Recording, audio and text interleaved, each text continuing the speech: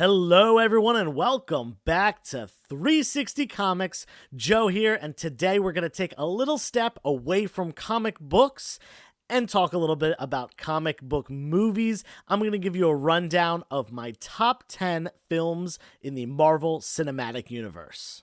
This video will be your last chance to enter our 1,000 subscriber giveaway. All you have to do is subscribe to the channel and like and comment on this video, and you can go back as well and like and comment on our older videos for additional entries to maximize your chance of winning.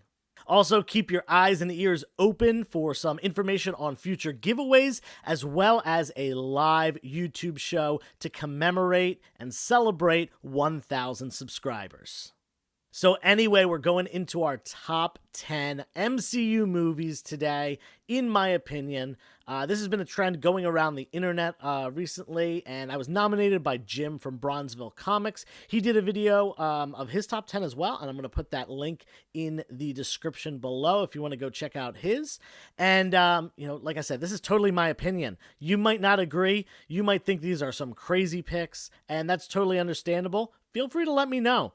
Even if you don't agree, let me know in the comments, or let me know where you do agree.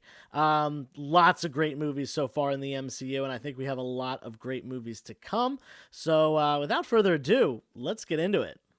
Kicking it off in our number 10 spot is Black Panther. This movie took a character who had some medium popularity, been around for a long time, but really thrust them to stardom here, and a lot of that has to do with the incredible casting of Chadwick Boseman.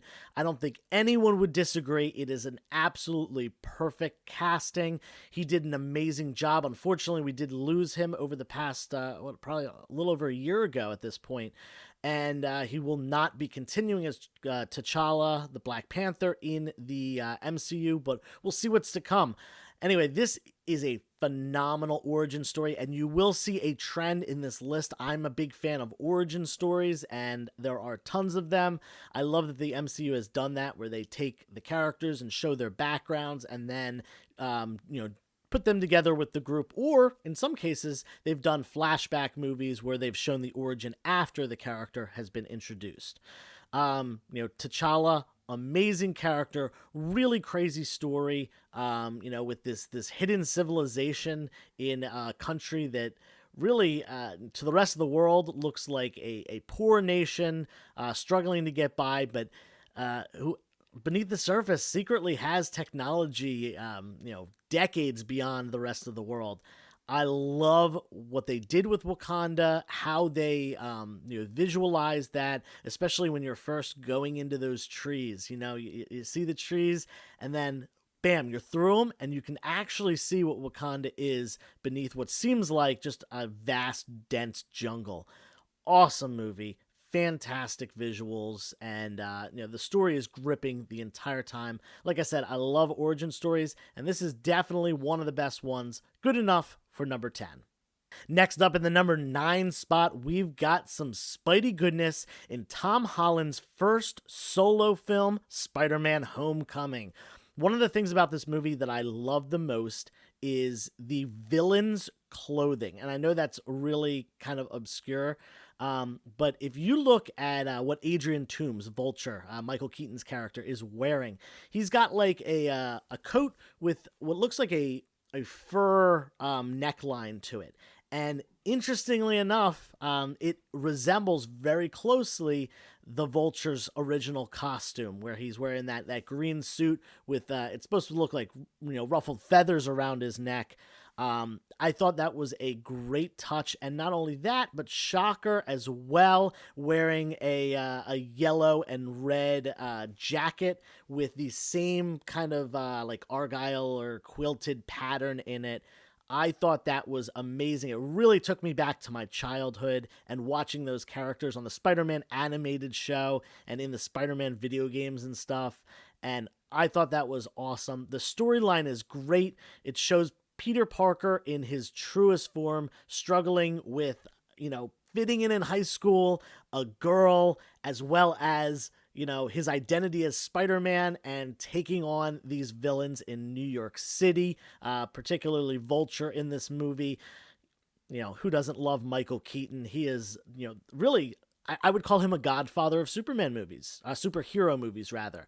We had him as Batman in the 80s, and he's coming back to that role for the Flash film, I believe next year, late 2022, I think, maybe early 2023. But I digress. Amazing kickoff to the solo Spider-Man trilogy, and thank goodness we're getting another Tom Holland trilogy as per the news from last week. Next, we got a film that is on almost every list that I've seen so far, and that is Avengers Endgame, the culmination of the first three phases of the MCU. You know, coming back from the snap, characters returning after a 5-year absence, trying to figure out what's going on. The iconic line on your left. Every Marvel fan knows that line. Probably that might be the most iconic line of the MCU thus far. Either that or I Love You 3000. I can't think of any more iconic lines than those two. It hits you. That movie just hits you in the heartstrings, makes you get all the feels, and it was an incredible ending to that phase of the MCU and the first chapter, and we lost some characters along the way. We had some recasts along the way through those first three phases, but absolutely great cap on that. I can't really say much more about it. It's a long movie, but it keeps you pulled in and interested the entire time. Battling Thanos, the first real big baddie of the MCU. I think I might get some pushback on number 7 here, and that is because my number 7 pick is 2008's Incredible Hulk, starring not Mark Ruffalo, but Edward Norton as the Incredible Hulk. Like I said, I love origin stories. I thought this was an amazing origin story of Bruce Banner. He was in hiding. He was dealing with his gamma radiation issues. He was containing the Hulk. He had gone a long time without any issues, and then they found him. And it just perfectly shows his battle against the government for his own body. It perfectly showcases General Ross, who becomes a major character, as far as the MCU goes, as a supporting character along the way. And I'll be honest, maybe I'm a little biased here. I love Edward Norton. He's my favorite actor ever. I actually have a tattoo of Edward Norton. His Fight Club character is on my thigh. So there's probably some bias here, but I think that movie is fantastic. And I think it is the most underrated movie because it is so overlooked due to the recasting of Banner Hulk. So unfortunately, I wish Edward Norton could have gone on, but I think Mark Ruffalo has done a great job. An incredible job, I would say. Definitely an incredible job. But yeah, the movie's great. A lot of people complain about the CGI. It was 2008. It's an older movie. The CGI in Iron Man isn't what it was in Avengers Endgame or anything like that. I think they did a great job for the time. And actually, I can remember where I first saw this movie because I had just graduated high school and I was in Ocean City with my friends, and we left the movie theater and it was pouring down rain, and we had to run a couple blocks on the boardwalk in the pouring rain, and we slipped and fell so many times due to the slipperiness of the boards. Hilarious day. Just a little bit after we graduated high school. I will never forget that. But great movie. Would I love to see Edward Norton come back in a multiverse situation as a different universe Hulk? Yes. Do I think that's going to happen? No. But Mark Ruffalo, I give him 2 thumbs up as well. Moving on to number 6, we've got Captain America Winter Soldier, a movie that I did not actually like that much the first time I saw it, but it set so many things into motion as far as the future of the MCU. The next, I think it was a phase 2 movie, if I remember correctly, and phase 3 was really set into motion by this film. And I think that every time I watch it, I have a higher and higher appreciation for it, where it's gone from a movie that was like, oh, okay, it's fine, to a movie that I think is not only super important to the MCU, but also just a great film. That being said, it has kind of a James Bond kind of feel, like a little bit more actiony kind of thing, which isn't my cup of tea as much as the more dramatic development and things like that. But I think they did a bang up job on this movie. Lots of great reveals, and I can't really complain. About any of the acting, the casting, just phenomenal stuff, especially from Sebastian Stan himself as Bucky the Winter Soldier. So yeah, it's this one has worked its way up on my list, and who knows, maybe it'll continue to rise. Before we get into the second half of the list, I just want to give an honorable mention right now to a movie that almost made the cut. It was like the last one I had to cut, and that's Guardians of the Galaxy Volume 1. That is my honorable mention. It's the only honorable mention I'm doing. The soundtrack makes that movie unforgettable. Every time I hear Hooked on a Feeling, all I can think about is that film. And James Gunn does a great job of adding a lot of humor to, a more serious storyline without diluting it too much. So, honorable mention to that before we move into our number 5. In the 5th slot, another movie that is on almost every list that I've seen, another origin story, and the very first movie of the MCU. You know what I'm talking about. Iron Man 1. Tony Stark's origin story, the development of his character from a selfish alcoholic businessman, from Stark Industries, making a buck any way he can, to a crime-fighting superhero, role model. I know he says he's not a role model, but he really is, especially by the end of, the end of his life, really. Great movie, especially for the time. Like, it was, like I said, not as much CGI development back in 2008 when it came out, or 2000, probably started filming in like 2006, but well done all around. I like the updated, present day version of Tony and Stark Industries and everything like that. And one of the things that really gets me the most about this movie is the fact that Tony Stark was just a third-rate character. Iron Man, there were a couple people, not couple, but there were people that loved Iron Man, but he was not a tier 1 character. He certainly is now. And a lot of that has to do with the casting of Robert Downey Jr. I think if you polled Marvel fans and all that stuff, I think that he would come out on top as the best casting in any of the MCU movies, probably in any superhero movie ever. Tony Stark is absolutely, forever linked to Robert Downey Jr. at this point. I'd even say better than Michael Keaton as Batman, and that's going a long way. But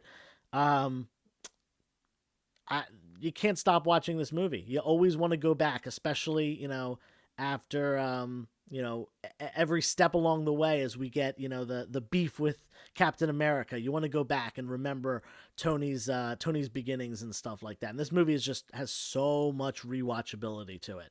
And it kicked the whole thing off. If that movie hadn't been a success, the MCU certainly would not be what it is today, if it would even be here.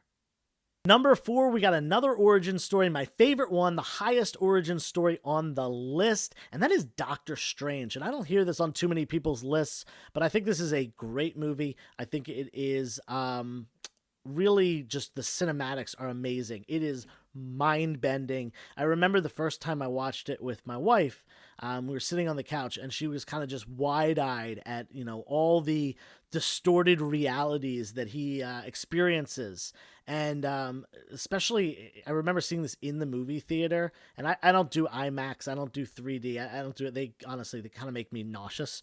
But even just in a regular movie setting, just the size of the picture and the how how much of the room it encompasses really put you into that situation where you're experiencing what he's experiencing. And I think that is great.